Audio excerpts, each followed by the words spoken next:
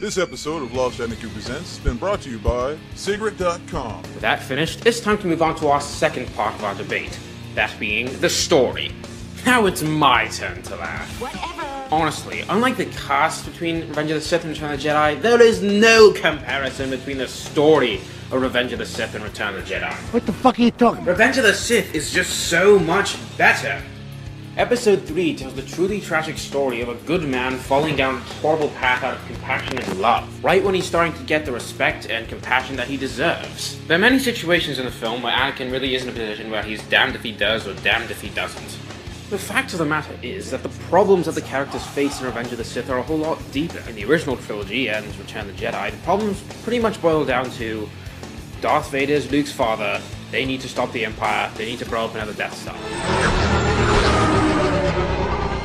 But in Revenge of the Sith, as well as the other prequels, Anakin and all the other characters have a multitude of other problems. The dark side of the Force is a pathway to many abilities some consider to be unnatural. Obi-Wan's trying to give Anakin more independence in this version than he did in Episode 2. Anakin's trying to save his wife while at the same time remain loyal to the Jedi and his morals, and Padme is just trying to reassure Anakin that everything's fine, that he's simply overreacting.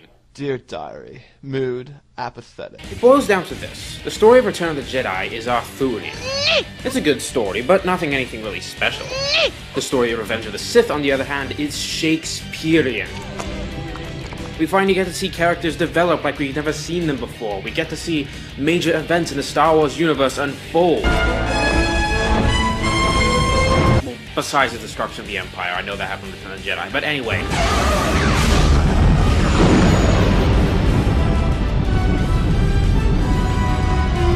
It just felt like a more important story, one that needed to be told a whole lot more than any of the movies in the original trilogy. That's what life is, a series of down endings. All Jedi had was a bunch of Muppets. Now time for my story rebuttal here. For one, you're calling it Arthurian, right? Which goes back to King Arthur, blah blah blah. I can see how you see some similarities, being lightsaber being sort of Excalibur, blah blah blah. But it's more of a mythological story. Spartans! What is your profession? Zeus taking on the Titans and overthrowing them to restore balance. Been told before. You know of the mighty Titan Kronos. So fearful was Kronos of the Oracle's prediction that his own children would rise against him, that he decided to imprison them all in his belly. Rhea stood by and watched as her children were devoured one by one. But when the time came for the last of her children to be eaten, she was unable to bear another such loss, and devised a trick to save the baby Zeus.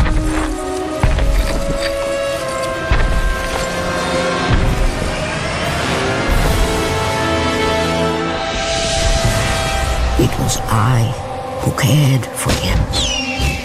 But my foolish act of compassion would haunt the Titans forever. For in sparing Zeus, we allowed him to return to us with vengeance in his heart. He betrayed all of the Titans for the sins of just one. The sins of his father, Kronos. It's a little bit closer than that. So now we're 0 for 2 on your side. I don't know what you got coming up, but I don't see any way in hell you're gonna win. Excellent. And now we finally get to the third category. The action. The lightsaber battles, the whole 9 yards. I will say that the action of Return of the Jedi is very underappreciated, and it is rather good for the time. Oh yeah! It's not a comparison to put it up against Revenge of the Sith. Revenge of the Sith begins with a spectacular, heart-pounding aerial chase scene.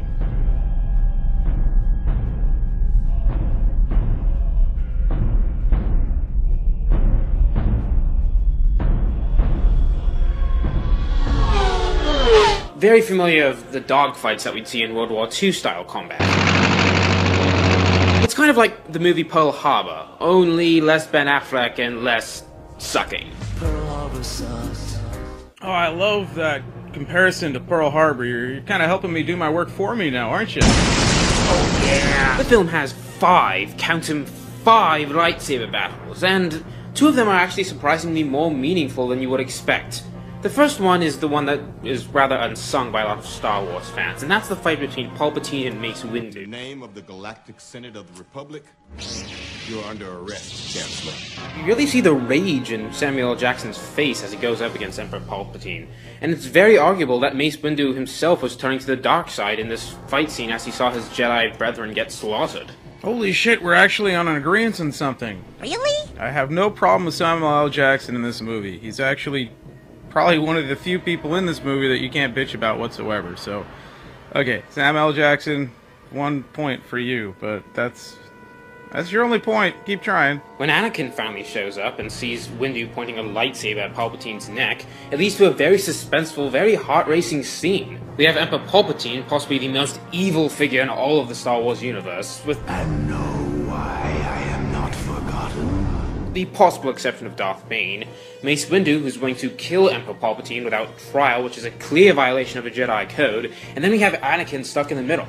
It's a fantastic scene and one of my favorite scenes of all time. I need him!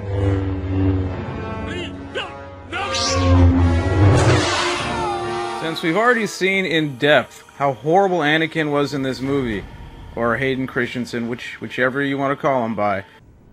I'm not the Jedi I should be. You know the dark side.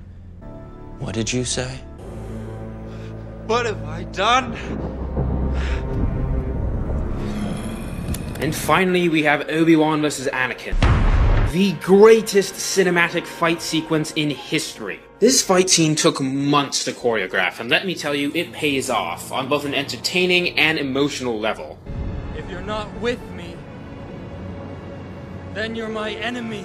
Most of the time when I see fight scenes, I'm really looking for nothing more than just some eye candy, but this is actually painful to watch, and I mean that in the best possible way.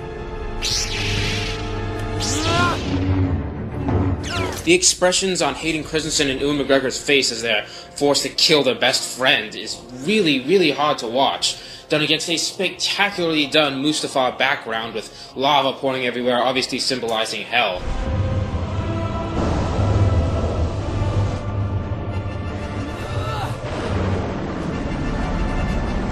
It's fast-paced, climactic, emotionally devastating, and Obi-Wan's speech to Anakin at the end is quite possibly one of my all-time favorite moments in cinema, able to bring even a hardened Sith Lord like myself to tears. You were the chosen one! It was said that you would destroy the Sith, not join them! Bring balance to the Force, not leave it in darkness!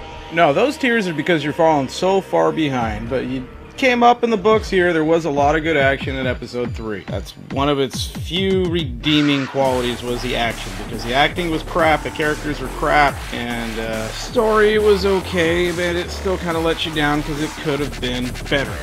They did try a little bit on the special editions to increase the scale of Return of the Jedi, because the scale obviously seemed a lot bigger on Revenge of the Sith, because there was a lot more shit going on, a lot more planets, a little bit more galactic. However, in the special editions, they did show that it was a larger scale. They even showed Coruscant and blah blah blah. You know, it was on a huge fucking scale. Jedi even was on a scale, but it wasn't shown, so you gained a little bit of traction. But all in all, of our 3 categories, I'll even give this one in your favor on the action side. I'll give you this, give it to you. But you're still out 2 to 3. And I hate to break it to you, but Jedi is our it's our winner. So therefore, by default, Empire Strikes Back is better, but Jedi is our winner. Final verdict. So that's the end of our debate. Feel free to post a comment on which film you think is better, Return of the Jedi or Revenge of the Sith. Or feel free to send us suggestions for future film fights, where we can debate which film is better.